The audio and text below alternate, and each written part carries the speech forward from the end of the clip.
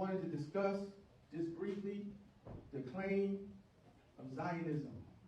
Because I think that because we live in a white-dominated society, a white-dominated world, that when somebody makes a claim, the legitimacy of that claim is not necessarily factually based, but it's more, how European is this person? If this person is European, his claim is authentic. And this is something that we've all internalized. It has nothing to do with, well, I'm Muslim, I know better. Anybody who makes a statement as foolish as Israel has the right to defend himself, has internalized white supremacy. Because how could that be true? How could the aggressor claim self-defense? And because it's white, we accept the fact that when they bomb and they murder people by the thousands, they're just defending themselves. They're just defending themselves. They was given this land by God. But now people accept it. So if somebody white says we have a right, the God-given right, to break every one of the 10 commandments, nobody questions it. How you going to say God gave 10 commandments in the Bible? And the first one of those commandments is, I am the only God. And the people who founded Zionism are atheists. So they break the first cardinal commandment. And they claim God gave us the land. Israel is a human being. Talking about Yaqub alayhi salatu salam. His children are the children of Israel. And the land is Philistine. And it's always been like that. So the whole claim, this was given to us. How did God promise the land to Abraham? Abraham, Allah in the Holy Quran says, "Ma kana Ibrahim Yahudiyan." He was not a Jew. And he was not a Christian. He was a Muslim. And he was not one of the mushrikeen. And Abraham had 8 sons. He didn't have 2. He had 1 with Sarah, and he had 7 with Hagar. And the Holy Quran, when it's talking about the Thamud and the Ad, and it's talking about Shu'aib, these are all descendants of Abraham. Where did they live at? They lived in the Middle East. They surrounded Palestine. Do Muslims know that? How come Muslims don't know that? Like if the ratio was 7-to-1, that's an important fact. If all of the people there are descended from Abraham, not just the ones in Mecca, that's an important fact. But the Muslims, we teach a rote style of religion. We're going to give you these talking points and these basic facts. You memorize that, you go out into the world and get clobbered. If Abraham only had 2 sons and 1 was illegitimate, that's a European thing. Everybody else loved their kids. Nobody else was like, well, mama and me, we were just shacking up. Who does that? Nobody else does that. So this wasn't even a thing until Judaism went to Europe. That's where Zionism comes from. So you have a whole land where the people descend from Abraham. If he had 8 sons, and he lived thousands of years ago, and those sons had children and had children and had children, the whole thing is Abrahamic now. And the funny thing is, those people choose to be Muslims.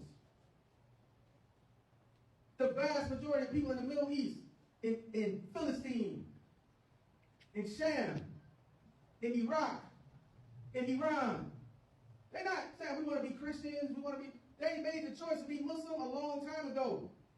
Because they're following the millah of their father Abraham. وَمَا كَانَ مِنَ الْمُشْرِكِينَ. And so we got to start thinking to ourselves, why is it that we think Jewish Zionists present a better story than Muslim Palestinians? We be like, they're just so smart. They're just so smart. They're so smart people, man. And they're not smart, bro. They have white privilege on their side. So when one of them could die, it's a tragedy. 1 million Palestinians could die, and we chalking it all up to war as hell. When they first started bombing, and they had the news conference, and the White House press conference was like, well, you know, war is messy. They're like, well, you're killing all these kids. War is messy. But it wasn't messy when Hamas did what they did. That was terrorism. So the good news with all of this death and destruction is that I've never seen so much support for the Palestinian people as I have since this last campaign started. Like, you know, it was always something like you had a few Muslims. You would go to some masajid and the Muslims would be like, man, we ain't talking about Palestine no more. Like, for real, dude. But now, I went to San Francisco last Saturday, I think, or Sunday, and it was just everybody. It was Filipinos. It was African Americans. It was Jewish people. It was Christians. It was atheists. It was like every creed and color was there to call out Israel on their war crimes. And this is Jaish Muhammad. This is Muhammad's army. It's going to come back and put justice on the earth. And sometimes we might look at somebody and be like, this can't be from Muhammad's army. A Muslim fundamentalist will look at them and be like, no way.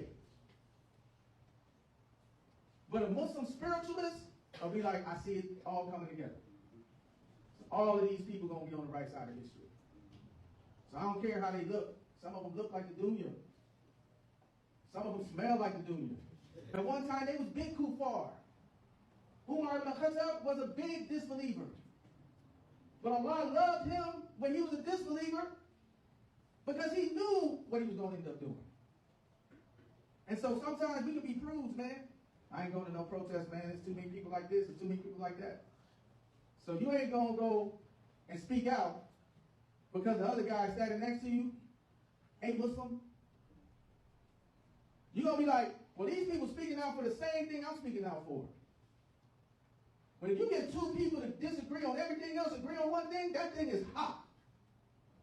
So the fact that they there shows that people waking up, man. So the Muslims, we got to wake up.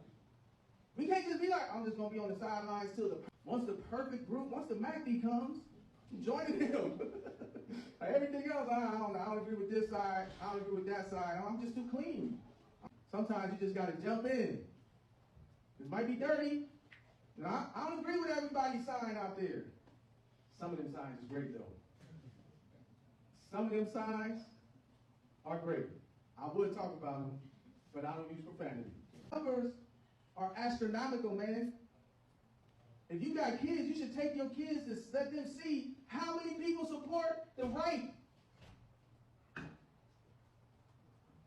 Because everything else is controlled by the Zionists.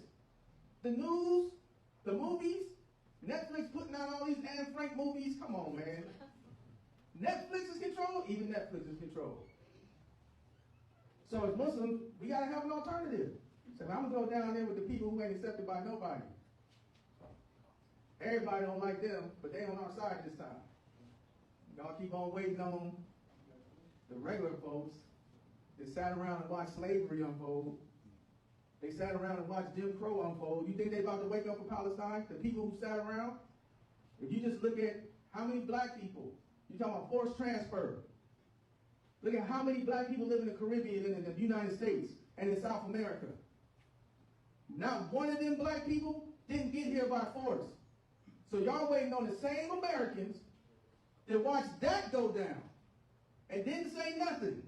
You thinking all of a sudden they're going to wake up because something happened on the other side of the world? They not. Rank hatred, Allah the Quran says rank hatred has already come out of their mouth. And what their hearts conceal is even worse. So if you got somebody on your side, you better stop tripping on how they live their life. Because one day, that person going to be Muslim. Allahumma ihdina fi man hadayt wa afina fi man afayt wa tawallana fi man tawallayt innaka tahdi wa la yuhda alayk Allahumma ansur al-islam wa izz al-muslimin wa thabbit aqdam al-mujahideen fi Gaza wa fi Palestine wa fi Sudan wa fi Somalia wa fi kull makan ya rabbil alamin wa salatu wa salam ala ashraf al-anbiya wa mursalin nabiyina Muhammad wa ala alihi wa ashabihi ajma'in aqimus salat. Allahu akbar, Allahu akbar.